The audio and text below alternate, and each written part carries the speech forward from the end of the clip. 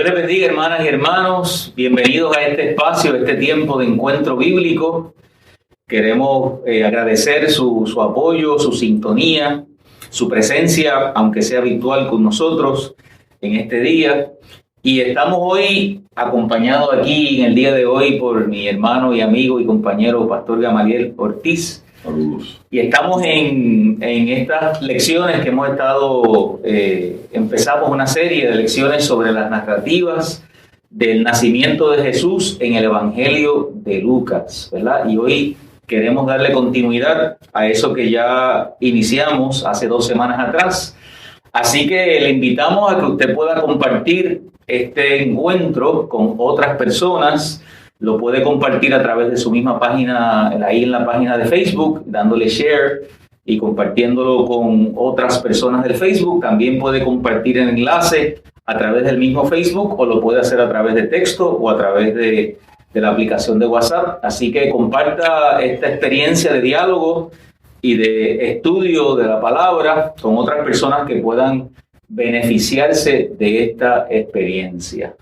La semana pasada, nuestros queridos compañeros Pastor Jaime Camareno y el Pastor Gamaliel Ortiz estaban compartiendo acerca del Evangelio de Lucas, ¿no? Precisamente los textos que tienen que ver con los 2 anuncios. La semana anterior, compañero José Matos y yo dimos unas notas introductorias del Evangelio. Así que hoy queremos seguir en ese mismo conversatorio y diálogo con los textos subsiguientes a los que la semana pasada se discutieron y se dialogaron. Así que hoy vamos a estar mirando la visita que le hace Elizabeth a María y también esa extraordinaria y bella oración de María, ¿verdad? Esa reacción de María en esa canción, ese poema muy conocido que es el Magnificat. Y yo quisiera comenzar, Gamaliel, diciendo lo siguiente. Nosotros en nuestra experiencia de fe y de vida cristiana siempre estamos, por esa misma experiencia y por esa misma fe, siempre estamos pendientes a cómo la presencia de Dios, ¿no? De alguna forma se manifiesta y se hace presente en nuestra experiencia humana. Y hay personas también que están buscando siempre esa clave de lo sobrenatural, ¿no? En medio de la vida. Y a mí, de estos relatos, me gusta mucho el asunto de cómo eso que es sobrenatural, cómo eso que está más allá de la experiencia humana, se hace presente en lo cotidiano, ¿no? Se hace presente en la realidad de la gente. Se hace presente en el hogar de una familia, se hace presente en una experiencia de embarazo, de alumbramiento, ¿verdad? Y cómo eso, ¿verdad? Cómo esa presencia, ¿no? De lo sobrenatural, de esa presencia de Dios, ese proyecto de Dios, hace su entrada a la experiencia humana y cómo es que el ser humano responde a esa presencia, a esa convocatoria de Dios en medio de su vida, ¿no? Desde su vida cotidiana. Y a mí me gusta mucho, ¿verdad?, cómo estos relatos de alguna forma apuntan hacia eso y nos permiten ver esa dinámica, ¿no?, que se da en esa experiencia del llamado, de la convocatoria, de la presencia divina y cómo los seres humanos respondemos a esa presencia divina. En este texto, luego de lo que se conversó la semana pasada, a propósito de lo que se plantea aquí de arranque, es bueno poner el ojo en el hecho de que tanto a Zacarías en un primer momento como a María luego reciben ese tipo de visita, ¿no? De manifestación, como tú bien la llamas, de lo trascendente. No obstante, aquí comenzamos a ver cómo entonces los seres humanos deberíamos hacer el esfuerzo, deberíamos intentar ser capaces de procesar esas experiencias para traducirlas entonces a lo que es nuestra cotidianidad. Me parece que es valioso acentuar el hecho de que está ahí en el texto de esa visita de María a Isabel. María recibe la visita del ángel que le dice: aquí viene una propuesta de Dios para tu vida. La muchacha termina diciendo: he aquí la esclava, la sierva del Señor, hágase conmigo conforme a tu palabra. Pero el ángel no le dice nada, le dice lo que va a pasar con ella, pero es ella la que toma la decisión de ir a casa de Isabel. Y lo que me parece importante ahí, Carlos, es que nosotros también tenemos que aprender a distinguir esos momentos en los que podemos tener esos encuentros con Dios, los celebramos y los atesoramos, en el nivel que sea. Pero también entonces nos toca a nosotros, ¿qué nosotros vamos a hacer con esas experiencias? O sea, el ángel no le dice a ella: ve a casa de Isabel. De eso es de lo que estoy hablando, a eso es a lo que lo quiero entonces aterrizar concretamente. Ve a verla, es una determinación que ella parece tomar, porque entonces esa visita que Dios le hace le provoca a ella hacer una lectura de la realidad y de las circunstancias para ver. Entonces, ¿dónde es que yo tengo que estar? ¿Dónde yo me tengo que ubicar? ¿Cómo es que yo tengo que empezar a mirar las piezas de mi vida? Eso para dejarlo en el plano, Carlos, del mero hecho del gesto, ¿verdad? Lo que ocurre ahí también es maravilloso y es hermoso. Pero aquí se trata de cómo una persona comienza a hacer, es un poco parecido a lo que yo hablaba con el pastor Camareno, con Jaime Luis, de cómo es que el texto dice, eso que me intriga siempre, de que cuando Isabel supo que estaba embarazada, se quedó un tiempo guardada. Esa necesidad que deberíamos cultivar a los seres humanos de procesar los acontecimientos de nuestra vida, de que hay cosas que no se pueden digerir rápidamente, que hay que dar tiempo para filtrarlas, para ver qué es lo que nos están queriendo comunicar, cómo es que rehacen el mapa de nuestra vida, cuáles son las coordenadas a las que nos invitan, ¿verdad? Y humildemente me parece que hay algo de eso en el mero acto. No hemos entrado todavía en el mero acto de María decidir ir a ver a Isabel. Un poco dos mujeres dentro de situaciones distintas en términos de su biografía, de su vida hasta ese momento.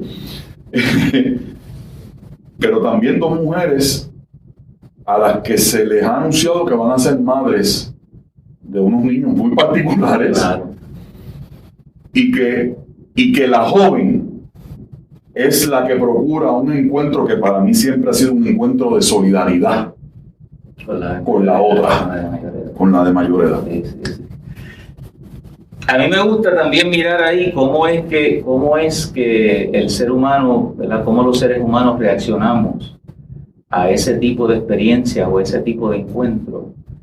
Cuando son experiencias que a veces están más allá de nuestra capacidad de poderla asimilar, ¿no? Y las reacciones, obviamente, que tienen ellas en los llamamientos, uno puede ver, ¿verdad?, que están sobreacogidas, ¿no?, con la invitación y con el llamado que se le está haciendo. Y cómo es que a partir de eso, ¿verdad?, y tomando lo que tú mencionaste hace un momento, cómo es que estas experiencias de encuentros, de revelaciones y de llamados nunca tienen un mapa claro, ¿verdad?, de seguimiento o de ruta, de cómo la gente debe de responder a ellos, sino que hay dentro de esas respuestas lo que hay son pasos de fe, ¿no? Y hay pasos también de humanidad, porque también esta visita que le hace Elizabeth, o le hace María a Elizabeth, es también una visita precisamente en busca de esa solidaridad humana, ¿no?, y ese acompañamiento, de ese apoyo y de ese calor, ¿verdad?, de otra persona, precisamente para de alguna forma, digamos, no quedarse sola en la experiencia, ¿verdad?, en estar sobrecogida, sino estar acompañada en medio de ese proceso, y qué mejor que con otra mujer, ¿no? Que puede, ¿verdad? Hay conexiones, ¿verdad? Y hay redes ahí de afecto, de cariño, de solidaridad, de comprensión, para precisamente poderse acompañar en medio de ese momento. Y me hace, ¿verdad?, eso pensar cómo es que nosotros articulamos, ¿no?, la experiencia del encuentro con Dios, cómo estas mujeres articulan esa experiencia en un encuentro cotidiano, sencillo, en una visita, en un momento de acompañamiento que se convierte en un momento de gozo y alegría, ¿no? Pero cómo nuevamente es que la cotidianidad, ¿no?, las relaciones humanas, el afecto, se convierten en ese vehículo para precisamente poder darle forma, ¿no?, a lo que está ocurriendo en la vida de ellas. Yo creo que de momento escuchándote, siento el eco de aquella expresión del Eclesiastés, que mejores son dos que una. Claro. Y me parece bien pertinente, Carlos, que aunque la gente tal vez pueda creer o pueda pensar o pudiera preferir que le estemos dando más realce a otras cosas del escrito, yo pienso que esto es importante porque estas son dos mujeres que de repente, según mi lectura, de repente las dos están frente a situaciones límites. Las dos están frente a una situación límite. Una que siente que su humillación ha encontrado un término final, y la otra que le están diciendo nada más y nada menos que va a ser madre, alegando ella que ya no ha estado con su novio, su prometido, como le queramos llamar, y que eso potencialmente la ponía a ella en una situación de ser sometida a lo que de facto era una pena de muerte en la época. Vamos a poner las cosas como son. Así que frente a situaciones límite, ahorita vamos a decir algo más de eso, pero frente a situaciones límite, creo que pocas, pienso yo, por lo menos ahora hablo desde mí, pienso que pocas cosas son más útiles en la vida que una compañía nutridora, que una persona con la que uno pueda sentir que la preocupación, que el conflicto, que lo que sea que uno esté viviendo encuentra eco en el corazón de otro, ¿verdad? Y lo otro que ocurre, hablando de la cotidianidad, Carlos, es que fíjate bien cómo, pongamos el ojo, cómo ella, después de terminar el encuentro con el ángel, dice que se fue deprisa, ¿verdad? Fue deprisa a la montaña, o sea que tuvo que coger un tramo, ¿no? Yo creo que es un recordatorio de que todos los encuentros con Dios deben provocar y propiciar que nos vayamos a encontrar con el otro y con la otra. Que la forma en que se validan, que se legitiman los encuentros con Dios, es siempre yendo al encuentro con el otro y con la otra, como principio general bíblico, ¿verdad? Sí. Y aquí en este caso, de cómo María, y por la descripción que la discutimos la semana pasada, por la descripción del perfil ético y moral que se da de Zacarías y de Isabel, lo digo no con ningún otro ánimo que no sea plantear lo que está en el texto. Isabel no era cualquier calidad de persona, por lo que el texto señala. O sea que también María supo dónde pegarse. María supo a dónde referirse, dónde buscar ese espacio que realmente le podría, porque uno puede estar en una situación límite y pegarse a lo que no tiene que pegarse. Entonces lo que hace es empeorar la cosa. No sé si me hago entender. Sí. Pero aquí María no va a cualquier lado, ¿verdad? Y uno también lo dice porque en la vida de familia, y en el caso mío, en la vida de la iglesia, cosa por la que vivo feliz, con todas las limitaciones, ¿verdad?, que tenemos los seres humanos que somos parte de la vida de la iglesia porque seguimos siendo lo que somos.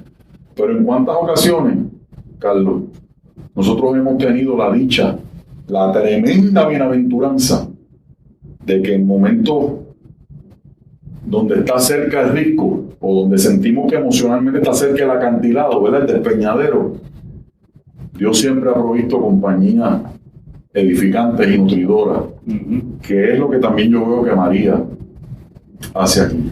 Definitivamente. También en ese encuentro del que tú hablas, que yo sé que vamos, cuando hablemos un poquito más del Magnificat, hablar un poquito más de eso, pero también en el relato bíblico me llama la atención cómo ese encuentro, ¿verdad?, y las realidades de vida en las que ellas están, le cambia su perspectiva sobre esa relación que ellas dos tienen, ¿verdad? Porque de repente hay toda una escena ahí donde describe el asunto del movimiento del bebé, ¿verdad? Y hay como una conexión íntima, ¿no?, entre el sistema biológico femenino, ¿verdad?, y lo que ellas están experimentando. Pero hay un reconocimiento cuando Elizabeth dice del privilegio que ella tiene de estar frente a la madre de su Señor, ¿no? Así que como también ese encuentro, ¿verdad?, dentro de lo cotidiano, le cambia la perspectiva sobre sus relaciones y también sobre su identidad, ¿no? Le empieza a dar un perfil, vamos a decir, un poquito más ampliado, ¿verdad?, acerca de lo que va a ser el proyecto de Dios que comienza en la vida de ellas, ¿no? Y digo eso porque yo creo que ciertamente el encuentro con Dios, ¿no?, los encuentros con Dios en medio de la vida hacen eso, ¿no? Nos ayudan a redefinir nuestra forma de valorar nuestras relaciones, de valorar otras cosas, cuando podemos mirarlo, ¿verdad?, en el espectro amplio de lo que es el proyecto de Dios, lo que es la voluntad de Dios, de lo que es el acercamiento de Dios a nuestra vida. Así que quería resaltar ese detalle también por ahí. Y curiosamente, a María le dicen lo que está pasando con Elizabeth. A María, en el final de la conversación, este mensajero le dice: mira, y a propósito, a tu pariente Elizabeth le acaba de suceder esto. Son esos espacios que el texto deja para invitarnos a sugerir, porque eso no es lo que pasa con Isabel. A María le dicen lo que está pasando con Isabel. Sin embargo, Isabel, cuando llega a María donde ella le dice que la madre de mi Señor, o sea que de alguna manera Isabel se había enterado de lo que estaba pasando con la muchacha, ¿no?, con María. Y hay una relación ahí, hay una continuidad para los hermanos y hermanas que han estado siguiendo el hilo de estos encuentros bíblicos, y para los que lo hacen por primera vez, pues bienvenidos y bienvenidas también. Pero si usted puede dar un poquito para atrás en el texto, observe la lindura en el texto de que una de las características que discutíamos la semana pasada de lo que iba a ser Juan el Bautista, de cuáles eran las características de Juan el Bautista, es que iba a ser lleno del Espíritu Santo. Y es precisamente, mira cómo lo dice el texto, que cuando escuchó la salutación de María, la criatura saltó en su vientre e Isabel fue llena del Espíritu Santo. Ya se había dicho que el Bautista iba a ser lleno del Espíritu Santo desde el vientre de la madre. Y yo recuerdo que conversaba con Jaime, que era interesante porque en algunos momentos de relatos de vocación, cuando miramos la Biblia, no se asusten, no vamos a entrar en ellos ahora, pero búsquelo. Dice que en el momento en que Dios llama a la persona y la comisiona, ahí le dan la investidura del Espíritu de Dios. Pero del Bautista se dice que desde el principio va a estar lleno del Espíritu Santo.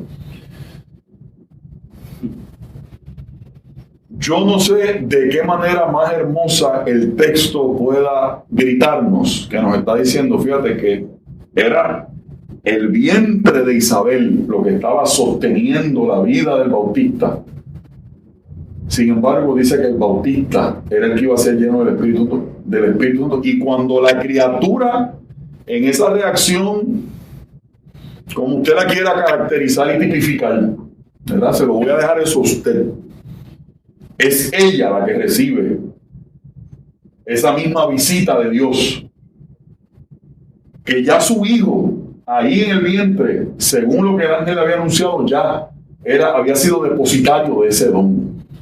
O sea, que fíjate cómo la vida corre ahí. Yo lo que veo es cómo la vida, cuando Dios está en los asuntos, la vida corre en ambas direcciones, corre en todas las direcciones. Cuando Dios está, hermanos y hermanas, nadie es el tesoro exclusivo de lo que Dios tiene. Isabel era una mujer extraordinaria, una mujer buena, noble, decente, a quien Dios miraba con ojos de favor. Dice que llena del Espíritu Santo, y si seguimos ese tracto del texto, parecería que ser que del niño a ella es que le viene ese regalo, porque ya el niño tenía eso. Pero es para hablar de cómo la vida corre en todas las direcciones. Cuando la vida, y ahora digo la vida con mayúscula, cuando la vida está presente, la vida corre en todas las direcciones. Y tenemos que dar gracias a Dios por eso.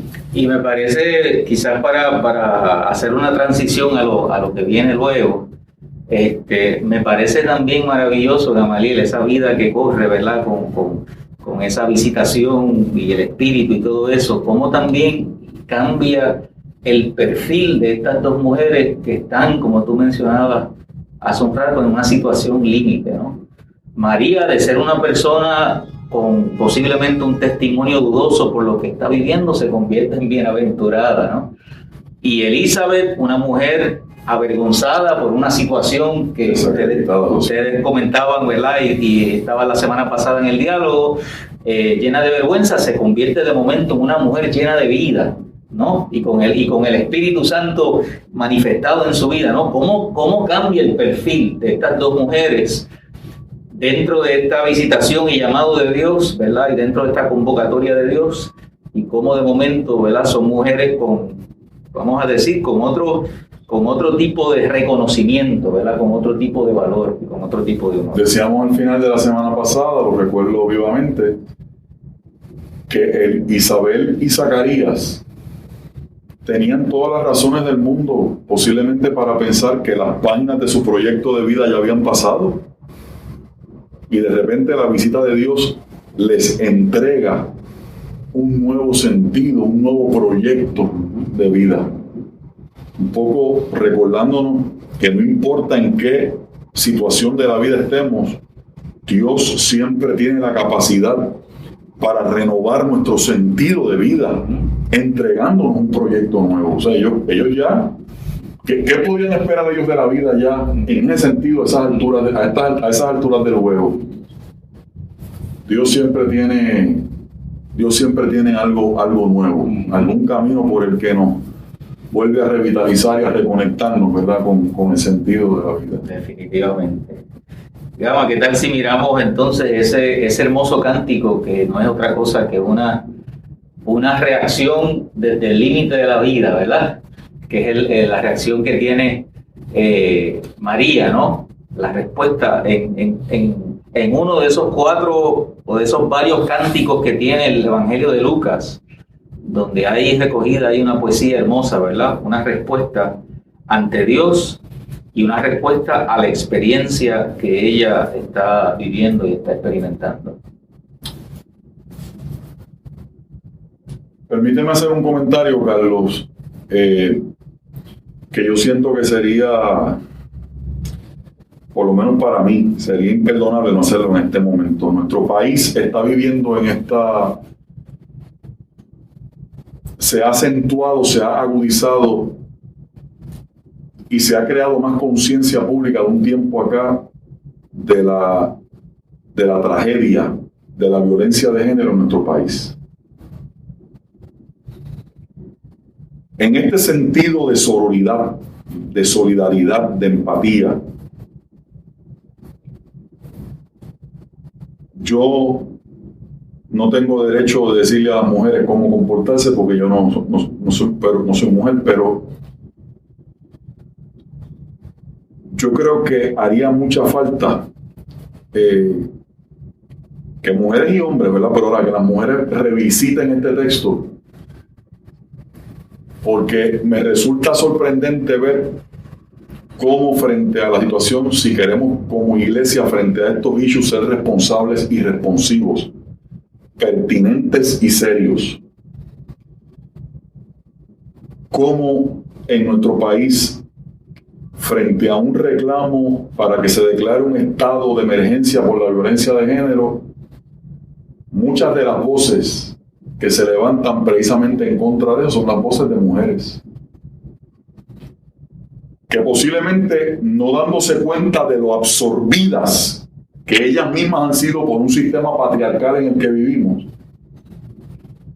al no percatarse de eso, de cómo ese sistema patriarcal de maneras hasta invisibles penetra nuestros esquemas, condiciona nuestros moldes de pensamiento,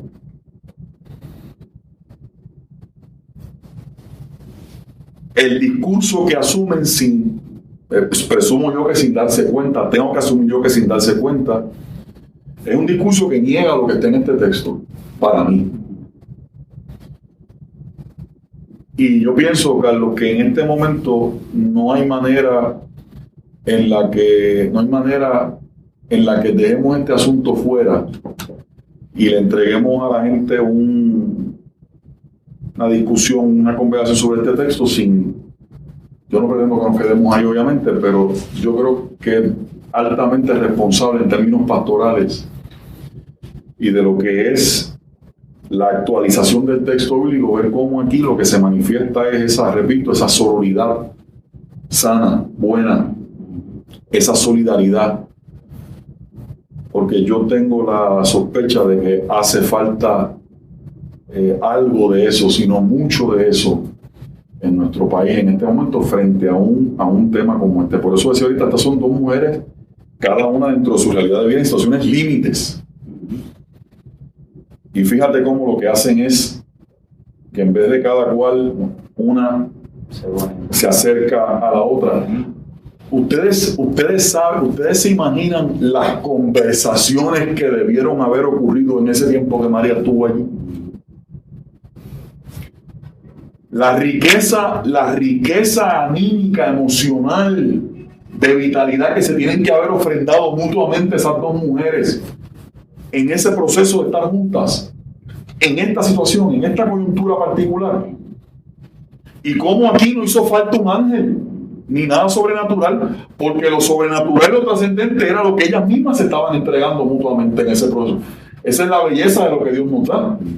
Que eso que viene de más allá, nosotros lo podemos convertir en una cosa que se hace palpable, digerible para nuestra convivencia y para nuestra cotidianidad. Perdóname esa... No, pues voy a aprovechar y voy a añadirle a eso el asunto de que tú hablas de dos mujeres, ¿verdad? Abundando el tema que estás trayendo, dos mujeres con sus particularidades, pero no podemos dejar de un lado que son dos mujeres que forman parte de una comunidad marginada.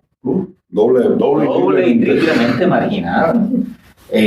Así que lo que tú estás planteando... María, figura de Nazaret. De Nazaret, ¿no? Y la situación de esterilidad de Elizabeth, ¿no? Así que son dos mujeres que viven en una cultura, en un sistema donde están limitadas, ¿verdad? Por todos los lados. Y cómo el texto y en la introducción del Evangelio de Lucas habíamos comentado de cómo el Evangelio de Lucas, precisamente tomando la frase del querido Eliseo Pérez, ¿verdad? Cómo vira la tortilla, ¿verdad? Porque cómo ubica personajes que vienen de ese contexto de marginación y de dificultad, ¿verdad? Y de limitaciones. Y cómo de repente uno ve que va cambiando el panorama, ¿no? Y entonces estas mujeres se convierten en mujeres atentas, donde Dios pone su mirada y su atención no solamente para el proyecto del nacimiento de Jesús, para también reivindicar, ¿no?, en un sentido, dar honor a estas mujeres dentro de la historia. Y para volver a remachar eso con mayor fuerza está la expresión entonces del Magnificat, ¿no?, que es precisamente un reconocimiento a ese Dios que entra en la historia para hacer y cumplir de esa manera su voluntad. Y el remesón, por no decir el pescozón, es más grande si tenemos en cuenta una frase que me acuerdo que la estábamos conversando, no sé si no me acuerdo si en cámara o fue fuera de la cámara. De Nazaret podrá salir algo bueno. Y de Nazaret sale esta muchacha. Ajá. De ese villorrio, como yo decía.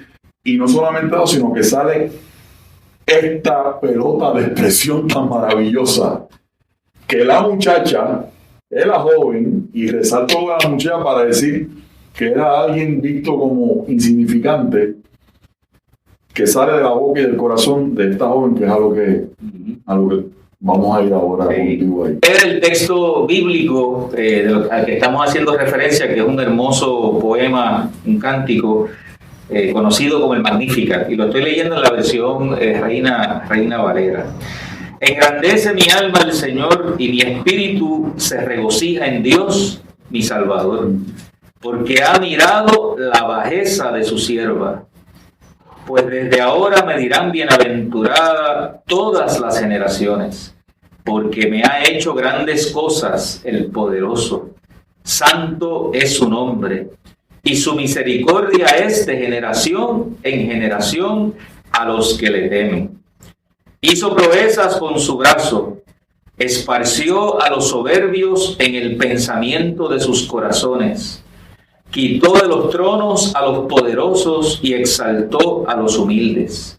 A los hambrientos colmó de bienes y a los ricos envió vacíos. Socorrió a Israel su siervo, acordándose de su misericordia, de la cual habló a nuestros padres, para con Abraham y su descendencia para siempre. Y termina el texto diciendo: y se quedó María con ella como 3 meses, después se volvió a su casa. Es un texto realmente extraordinario, ¿verdad? Magnífica. Y ahí un poco recoge esos elementos que estábamos mencionando, porque fíjate cómo se ven las polaridades, ¿verdad? La grandeza de Dios, la bajeza de su sierva, pero también en las afirmaciones que hace María es precisamente mirando, ¿verdad?, la realidad desde otra perspectiva, porque este Dios que se ha fijado en su bajeza es el mismo Dios que va a exaltar a los que están, ¿verdad?, en la rueda de abajo, y es el mismo Dios que no es otra cosa que acciones de justicia, ¿verdad?, en un sentido de parte de Dios con la realidad. Lo grande es que sea una persona con estas características la que diga eso. Claro. O sea, este no es el perfil tradicional de la persona a la que Dios llama, con una experiencia X y Y. Esta es una joven, yo quiero insistir en eso para que nosotros afinemos el ojo, viendo que Dios actúa desde donde Él quiere y como Él quiere. Que nadie se puede abrogar el monopolio de esa tenencia de Dios o de lo sagrado. Vuelvo a repetir, esta muchacha era de Nazaret y yo no voy a encontrar suficiente fuerza en mi espíritu para seguir resaltando este tipo de cosas que son las que a mí me amarran a este evangelio. Nazaret, que era parte de Galilea. ¿Por qué usted cree que se le decía Galilea de los gentiles? Porque Galilea era una región geográfica en la que hacían convergencia personas que venían de distintas procedencias del mapa de la época. Así que la gente con unas visiones más puristas, Esos que se creían que tenían la revelación de Dios agarrada por el mango en Jerusalén, ¿verdad? Los que estaban en el centro del poder, de la opulencia, del traqueteo del juego del poder con los oficiales del imperio. Miraban a Galilea con ojos de desdén, porque en Galilea lo que había era una mezcolanza, para que usted lo entienda acá en el lenguaje, en Galilea lo que había era una mezcolanza. O sea, eso era un hospedarse allí que se mezclaba todo. ¿Cómo que se dice? Yo siempre tengo la licuadora, ¿verdad? Mosteraizer es la marca. Una licuadora. Así que es para que usted, al escuchar esto que estamos diciendo, usted y yo podamos decir, la verdad que este Dios nuestro es una cosa seria. La verdad que por eso es aquello de que el viento sopla de donde quiere, ¿verdad? Esa libertad en el actuar de Dios, que a mí siempre es otra de las cosas que me parecen tan cautivantes, tan hermosas, que me atrapan, ¿verdad?, del Evangelio. Es desde donde no se espera que nada salga. Allí no hay que buscar nada, no se nos ha perdido nada allí. Bueno, a lo mejor a usted no se le ha perdido nada allí, pero allí Dios sabe encontrar lo que Él sabe que tiene que encontrar. Donde nosotros creemos, donde los ojos nuestros no ven, el ojo de Dios ve. Donde los criterios nuestros ven un final, un dead end, ¿verdad? Como diría en Castilla la Vieja, todavía Dios ve más caminos. Y por eso es que ella misma está retratando en la oración. Mira, que es la otra cosa que me gusta de la muchacha esta. Terrible. Ella en la oración está retratando su propia realidad. Qué bueno cuando oramos con conciencia de nuestra realidad. Qué bueno, ¿verdad que sí? Qué bueno cuando la oración nace de un esfuerzo de entender mi realidad.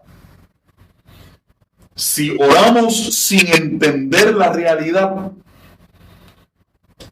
pues sí, la misericordia nos oye, pero pues, cuidado que no caigamos en una palabrería vacua, vana, pero cuando entendemos lo que nos está pasando, cuando somos capaces de apropiarnos de nuestra realidad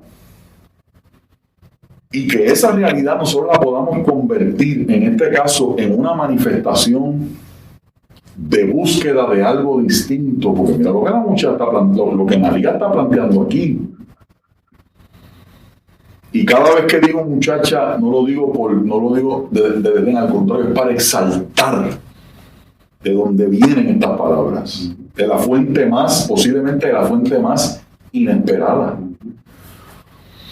Y me parece, Carlos, que podríamos seguir ahí hablando de dos o tres cosas más de ese magnífico. Extraordinario. Y de esa respuesta que ella hace en esa oración, a mí me gusta mucho la dimensión horizontal de la oración, porque hay una cuestión, ¿verdad?, de reconocer la grandeza de Dios y obviamente la forma en que Él se ha fijado y ha bajado, ¿verdad?, la ha llamado. Pero eso aterriza inmediatamente. Pero aterriza lo que tú estás planteando, como ella está mirando que ella estando abajo, ha sido favorecida y exaltada.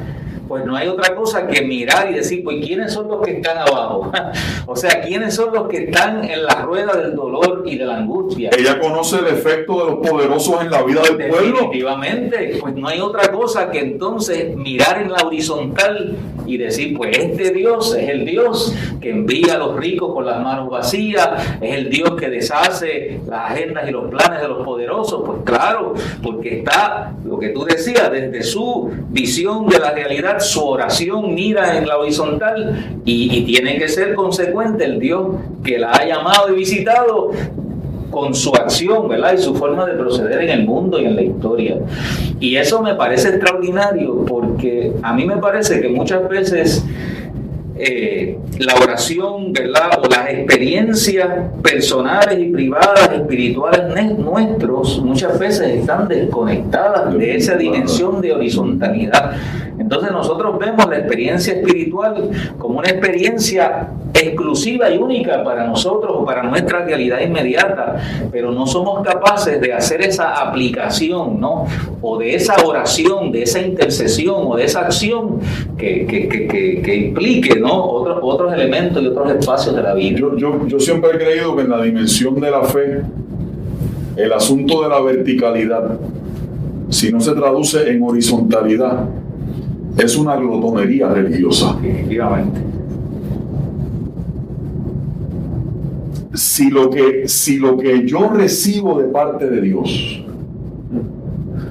yo no busco discernir las maneras en que eso me está demandando, traducirlo a un entendimiento de la realidad, con lo que eso implica, y un planteamiento para esa realidad desde la óptica de lo que Dios me está dando.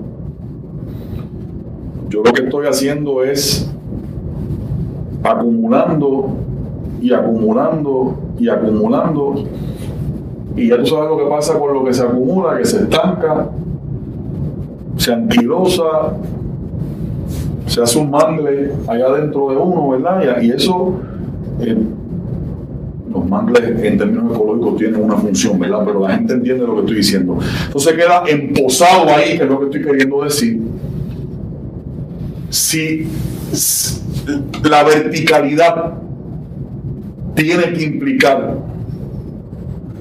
cómo yo manifiesto eso, cómo yo convierto eso en la horizontalidad. Y mirando que María hace tres cosas básicamente en este Magnificat, ¿verdad? Mira lo primero que ella hace. La palabra magnífica, ¿verdad? Una palabra que viene del griego, ¿no? De magnificar. Y por eso, ¿verdad? La versión Reina Valera es la que ahí tiene más preeminencia, porque es engrandece mi alma, sale de ahí la palabra magnífica, el nombre de magnífica oración. Ella alaba a Dios porque reconoce la grandeza de lo que ha hecho en ella. Pero en esa cuestión horizontal, fíjate cómo ella pasa inmediatamente a alabar a Dios por la grandeza de las acciones de Dios en el mundo, en el plano de esa realidad.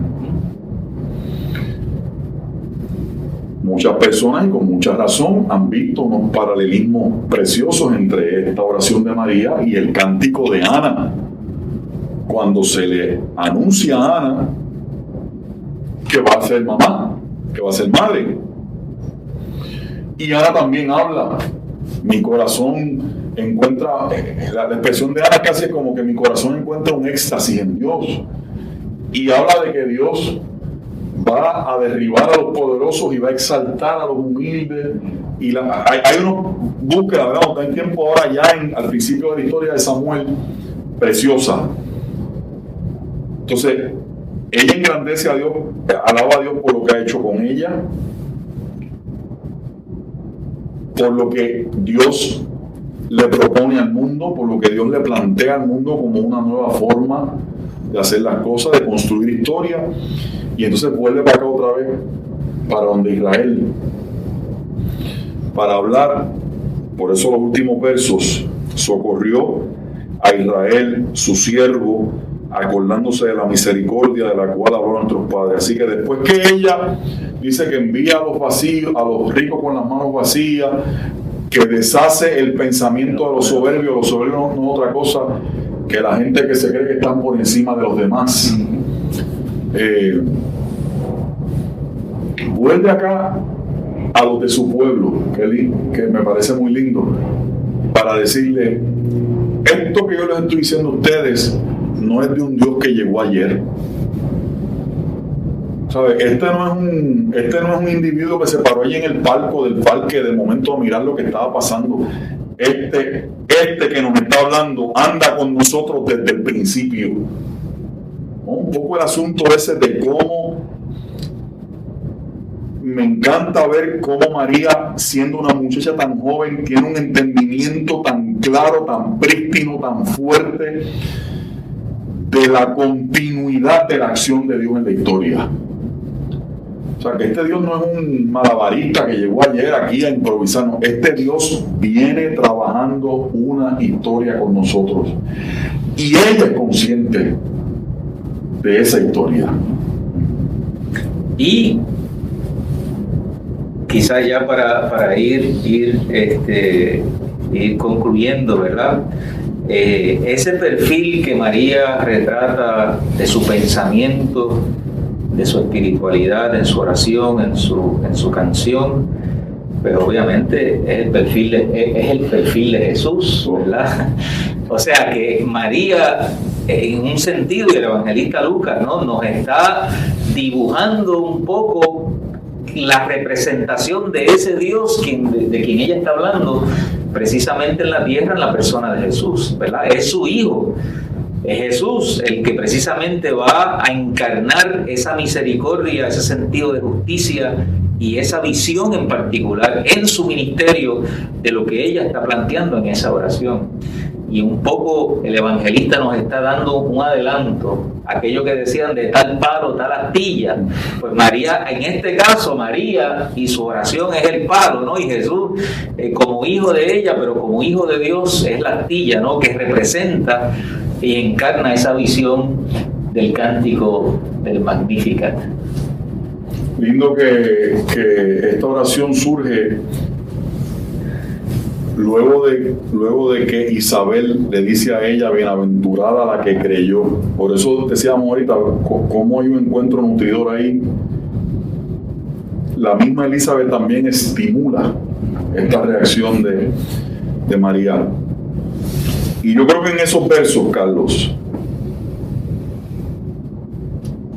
hizo proezas. Estoy en el verso 51 del capítulo 1 para los hermanos que lo quieran allá seguir en sus casas, repitiendo un pedacito de lo que Carlos leyó ahorita.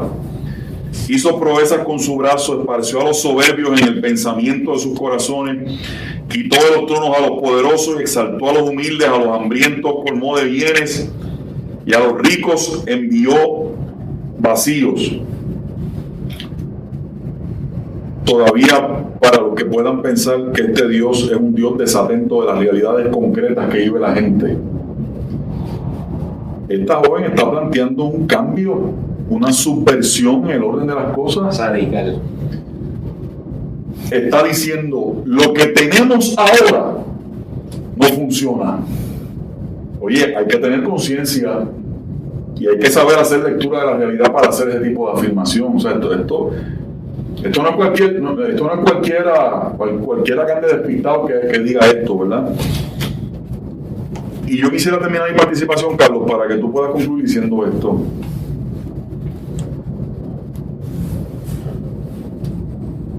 Nuestro pueblo de Puerto Rico, hace rato que están en situación límite. Estos seres humanos, decíamos al principio que estaban en situaciones límites, ¿verdad? Y la situación que describe María ahí es la de la gente que también está en el límite. Los hambrientos, los débiles, los más menesterosos, los que están desprotegidos. Y es que yo creo, Carlos, que esa oración de María es una excelente huella digital que nos marca el camino para que entendamos que cuando hay situaciones límites, los seres humanos nos vemos en la propia situación límite, nos lleva a nosotros o nos sentimos en la obligación de procurar una realidad distinta. La conciencia de una situación límite me tiene que llevar a mí a que si con lo que hay, esto es lo que me ha traído hasta aquí, pues yo no puedo seguir en lo mismo, porque entonces en lo mismo me voy a quedar. Y yo pienso, Carlos, que nuestro pueblo debería mirar en el Magnificat de María ese entendimiento de que cuando hay situaciones límites, esas situaciones nos deben invitar, nos deben empujar a buscar otras realidades que puedan funcionar para todos y para todas, no solamente para unos pocos. Realidades que puedan construir espacios de vida en los que todo el mundo tenga oportunidad para crecer, para desarrollarse, para dignificar la vida. Las situaciones límites nos deben invitar a procurar, a aspirar a otra realidad. Y eso es lo que Dios manifiesta a través de esta oración también de María y de toda esta visita que ocurre, de toda esta escena tan hermosa de la cual hemos estado dando algunas pizcas, ¿verdad? En este ratito que hemos hablado. Bueno, y recuerde, y ya para terminar, esto continúa y estos diálogos continúan. Hay mucha riqueza en estos relatos bíblicos, hay mucha enseñanza y mucha posibilidad de aplicación. Así que le agradecemos su sintonía y agradezco al compañero y hermano este tiempo y este espacio de diálogo. Y queremos terminar con una palabra de oración. Así que le invitamos ahí que usted ore con nosotros. Gracias siempre, Señor, por tu palabra, que es buena, como espada de doble filo, Señor, que alcanza los tuétanos del alma, de la conciencia, de la mente y del corazón. Y te pedimos que esta palabra se haga buena, Señor, para el corazón y para el espíritu y la vida de aquellos que nos han escuchado, que nos escuchan o nos escucharán. Y que esta palabra también se haga buena, Señor, despertando nuestra conciencia y nuestra fe a una mirada esperanzadora desde el texto bíblico, a una mirada liberadora, Señor, sanadora, salvadora, hacia la realidad en la que vivimos. Así que te pedimos, Señor amado, que en ese ejercicio de continua reflexión y de búsqueda de tu voluntad, tú nos sigas asistiendo, tu espíritu nos siga asistiendo y guiando siempre. En el nombre de Jesús oramos. Amén. Amén. Dios les bendiga, hermanos y hermanas. Mucha paz y bendiciones. Gracias a todos y a todas y bendiciones.